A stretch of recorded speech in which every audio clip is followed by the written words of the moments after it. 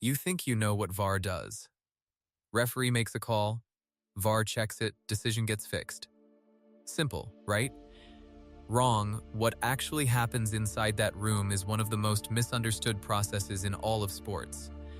There's a strict protocol, a team of 4 people, a specific checklist, and a standard so confusing that even professional referees argue about it. By the end of this video, you will understand VAR better than most broadcasters. Let's open the black box. VAR stands for Video Assistant Referee.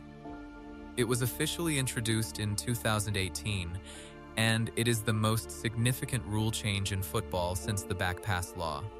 The purpose is simple, correct, clear, and obvious errors in 4 specific match-changing situations.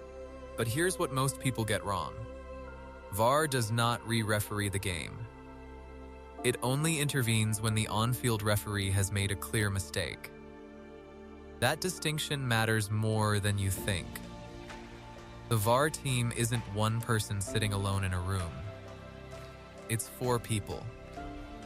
The VAR, the lead, who makes the final call from the booth. The VAR, the assistant, who tracks the live game while the VAR watches replays.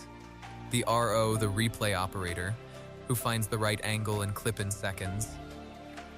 And the referee on the pitch, who has the final word. 4 people.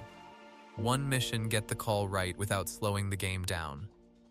The VAR and referee are connected by encrypted headsets. But the communication is strictly structured. The VAR cannot just shout, "That's a penalty." They must follow a script. First, they say, "Checking to confirm they're reviewing."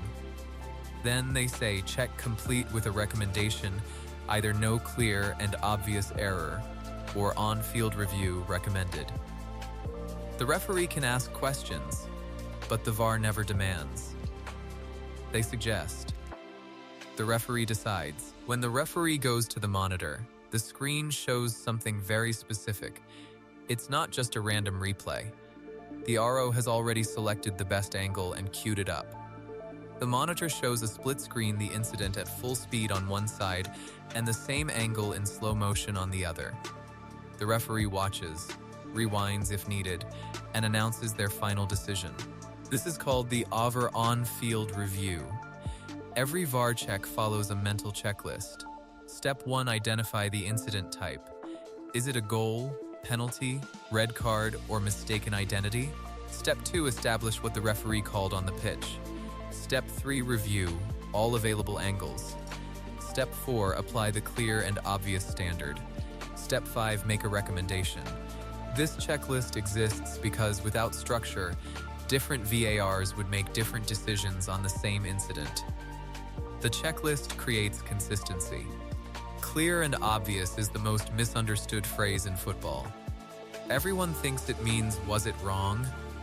But that's not how VAR uses it. Clear and obvious means, would any reasonable referee agree this was a mistake? If the decision is subjective, like whether a tackle was reckless and reasonable people could disagree, it's not clear and obvious. VAR stays out. Only when the error is undeniable does VAR intervene. It's a higher bar than most fans realize. VAR can only intervene in 4 situations. Goals: was there a foul, offside, or handball in the build-up? Penalties: was it the right call or a dive? Direct red cards: was it violent conduct or serious foul play? And mistaken identity: did the referee book the wrong player? That's it.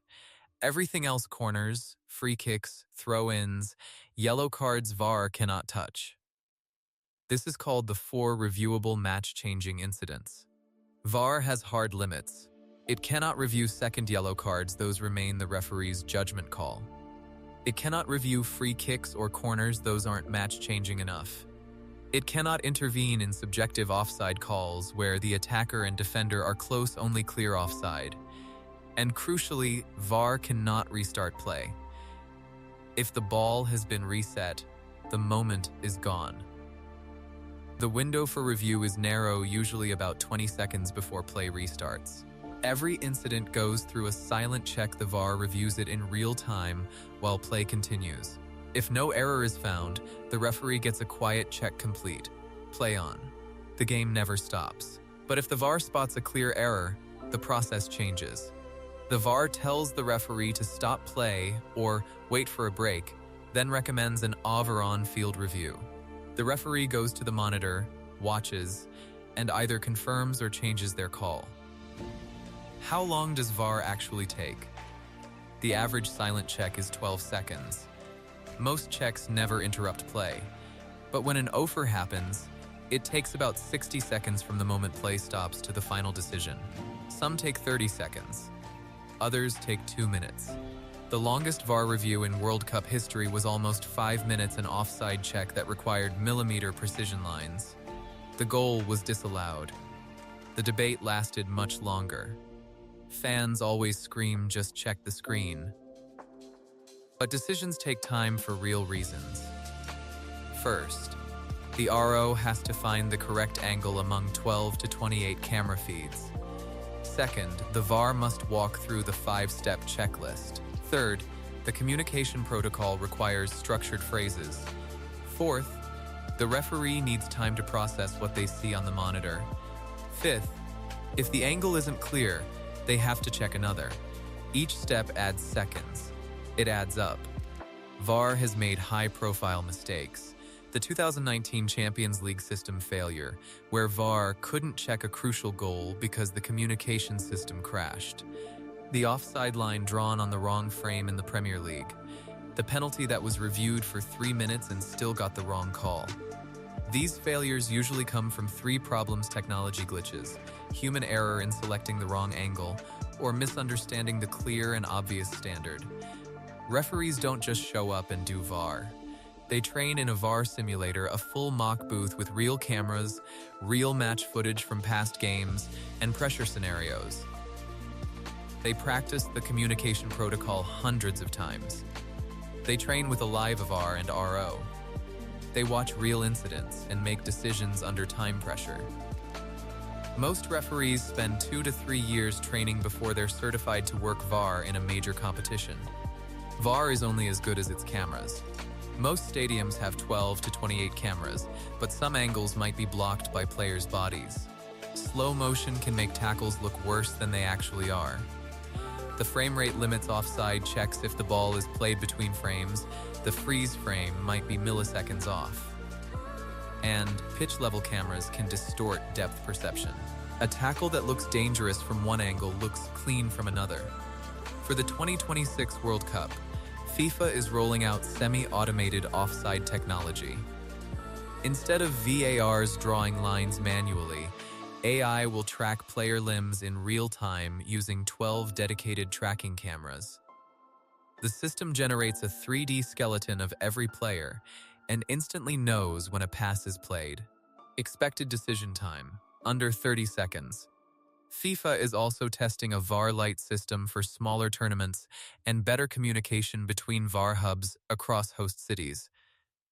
Technology can show the facts, but football is a human game. The referee on the pitch has something the VAR doesn't context. They felt the game's tempo, saw the players' reactions, and understood the match dynamics. That's why the referee, not the VAR, makes the final decision. No matter how many cameras you add, someone still has to interpret intent. And intent is the one thing a camera can't capture. So next time you see a referee at the monitor, you'll know exactly what's happening. The 4-person team communicating through encrypted headsets. The 5-step checklist running in their mind. The clear and obvious standard protecting the game from over-intervention. And ultimately, a human being making the final call. VAR isn't perfect, but understanding how it works is the first step to accepting its limits. If you want to understand more about how the 2026 World Cup will work, hit subscribe. The next video explains the new format, and trust me, it's weirder than VAR.